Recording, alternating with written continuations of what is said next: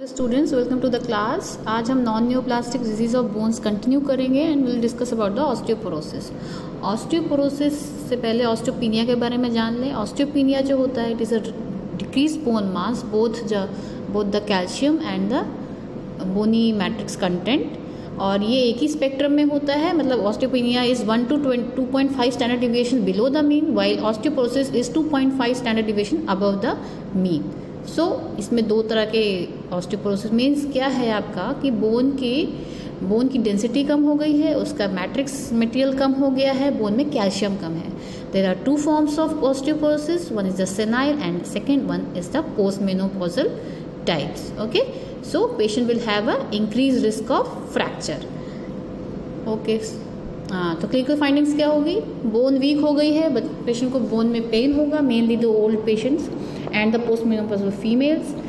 Pen की वजह से एंड बोन वीक हो चुकी है, तो स्मॉल ट्रॉमा से भी पेशेंट को फ्रैक्चर्स हो सकते हैं। कोलिस फ्रैक्चर हो सकता है, फेमरल नेक फ्रैक्चर हो सकता है। अगर कई बार आप सुनेंगे ओल्ड पेशेंट बाथरूम में स्लिप हो गया, उसको फेमरल नेक फ्रैक्चर हो गया। सो बहुत ही माइनर ट्रॉमा के साथ, ट्रिवियल ट्रॉमा के साथ पेशेंट को फ्रैक्चर्स हो सकते हैं। And maybe sometimes in rare chances there may be a loss of height and as well as vertebral column में problems होने से height kyphosis scoliosis भी हो सकता है। So the patient presents with these findings in osteoporosis. Coming to the causes of osteoporosis, so there are number of causes. So first comes the genetic factors. तो genetic factor में एक gene LRP6 है, 5 है, mutation उसका बताया गया है, and WNT signalling pathways में भी पॉलीमॉर्फिज्म देखा गया है। Then comes the physical activity. Physical activity में यह है कि ये सब पाया गया है कि जो बहुत फिजिकली एक्टिव है ना, कोई नॉर्मल एक्सरसाइज करते रहते हैं, उनमें बोन रिमॉडलिंग अच्छी होती है, ऑस्टियोक्लास्ट का बैलेंस अच्छा होता है। So if it is a good physical activity, ये पेशेंट का ऑस्टियोपोरोसिस का चांस कम होता है। न्यूट्रिशन में अब जैसे एडोलेसेंट्स हैं, फीमेल्स हैं, particularly girls are doing dieting, so there will be a low dietary calcium intake, so that will restrict the bone mass, and sometimes there may be increase parathormone concentration, कुछ endothyroid, कुछ endocrine problem हो सकती है, और vitamin D का intake कम हो सकता है तो प्रॉब्लम होगी। मेनोपॉज में सीरम एस्ट्रोजन का कम हो जाना से जो फीमेल्स हैं उनमें हाई टर्नओवर ऑस्टियोपोरोसिस हो जाता है। क्यों? क्योंकि जो एस्ट्रोजन कम होने से इन्फ्लेमेटरी साइटोकाइंस रिलीज होते हैं मोनोसाइट्स के द्वारा, and that will promote osteoclast recruitment and increase levels of rank L and osteoprotegerin OPG जो मैंने बताया था, OPG का कंसंट्रेशन कम हो जाता है। So this will happen. Ageing में क्या होगा? रेप्लिकेटिव एक्टिविटी कम हो जाएगी, ऑस्टियोब्लास्टिक एक्टिविटी कम हो जाएगी, ऑस्टियोक्लास्टिक एक्टिविटी बढ़ जाएगी, तो ये जो बैलेंस है वो ऑल्टर हो जाएगा। So coming to these things, these are the causes.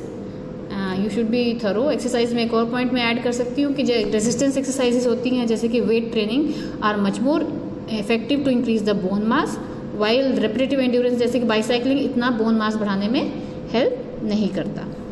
तो देखिए, ये एक वर्टिब्रल बॉडी है नॉर्मल थिकनेस की एक पेशेंट की जो होनी चाहिए, ठीक है। अब इसमें लगातार ऑस्टियोक्लास्टिक एक्टिविटी स्टिमुलेट हो गई। देखिए, आप एक एज से सोचो, यहाँ पे ऑस्टियोक्लास्ट आके बैठ गए रिसॉप्शन पिट पे, और इन्होंने इसको बोन को ईट अवे करना शुरू कर दिया दोनों साइड में, एंड देखिए दिस इज़ द थिकनेस। अब इस तरह की वर्टिब्रल बॉडी बीच में होगी तो क्या होगा?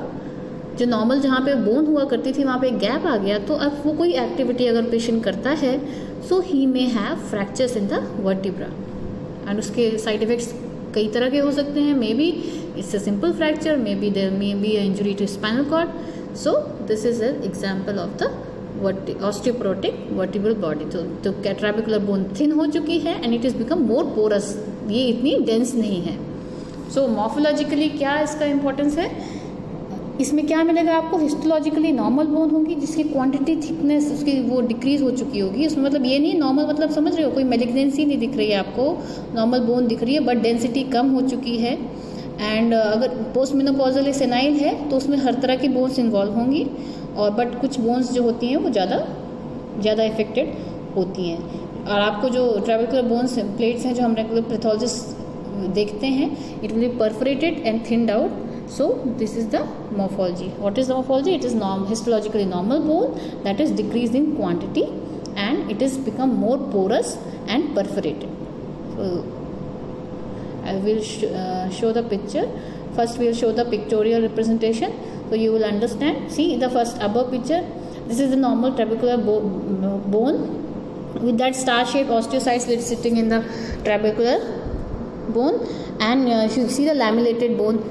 The cement lines are parallel, and this area, yellow area, these are the fat, marrow fat, and in between there is a blood vessel. अब इसी को आप ऑस्टियोपोरोसिस में देखिए बी फिगर में, ये जो बोन्स हैं इनके एक तो इंटरकनेक्शंस लूज हो चुके हैं, they are not connected any more, और पतले पतले से ट्रैबेकुले हैं and they are attenuated thin, and you see the fatty content has increase. So जो सॉलिड कंटेंट बोन था वो डिक्रीज हो चुका है and fatty content has increase.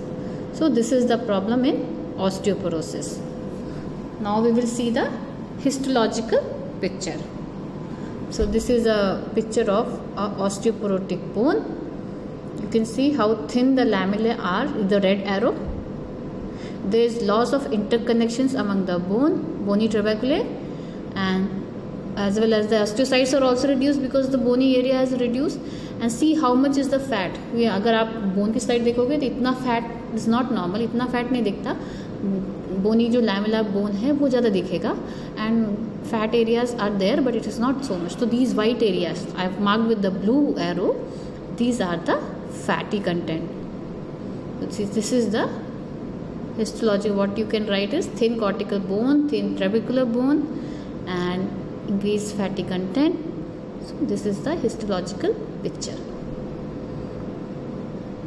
So what all prevention and treatment we can do?